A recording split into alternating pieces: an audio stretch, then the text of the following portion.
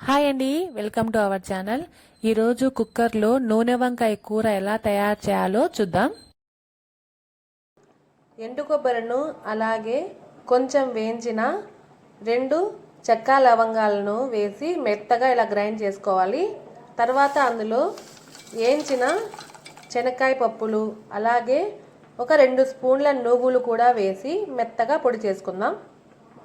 ఇలా కొబ్బరిను మిక్సీ పట్టాక అందులో ఒక 2 స్పూన్ల కారము, 1.5 స్పూన్ ధనియాల పొడి, కొంచెం పసుపు వేసి మరొకసారి మెత్తగా గ్రైండ్ చేసుకోవాలండి.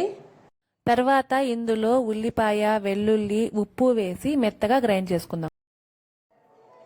తర్వాత ఒక కుక్కర్లో ఒక 4 స్పూన్ల నూనె వేసి అందులో ఆవాలు, శనగబేడలు, కొంచెం ఉల్లిపాయ ముక్కలు అలాగే కరివేపాకు వేసి ఇలా వేగాక అందులో సన్నగా తరిగిన టమోటా ముక్కలు కూడా వేసి బాగా ఫ్రై చేసుకుందాం.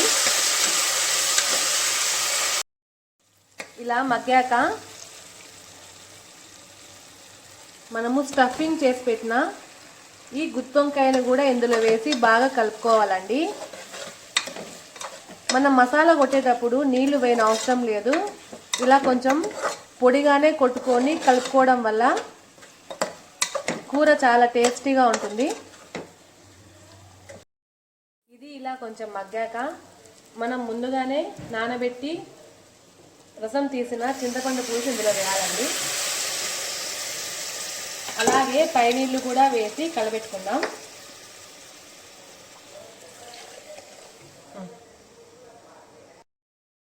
ఇలా తగినన్ని నీళ్లు వేసుకున్నాక అందులో మనం ముందుగానే మసాలాలు ఉప్పు వేసుకున్నాం కదా, తర్వాత కొంచెం ఉప్పు వేసుకుందాం.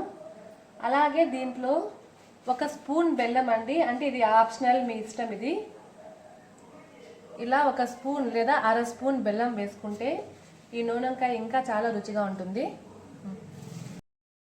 తర్వాత దీన్ని ఒక 2 విజిల్లకి ఉడికించుకోవాలండి కుక్కర్లో. అంతేనండి, కుక్కర్లో ఇలా 2 విజిల్లకు ఉడికాక ఇంత చిక్కగా వస్తుంది కూర. అంతేనండి, వేడి వేడి గుత్తొంకాయ కర్రీ రెడీ. నమస్తే.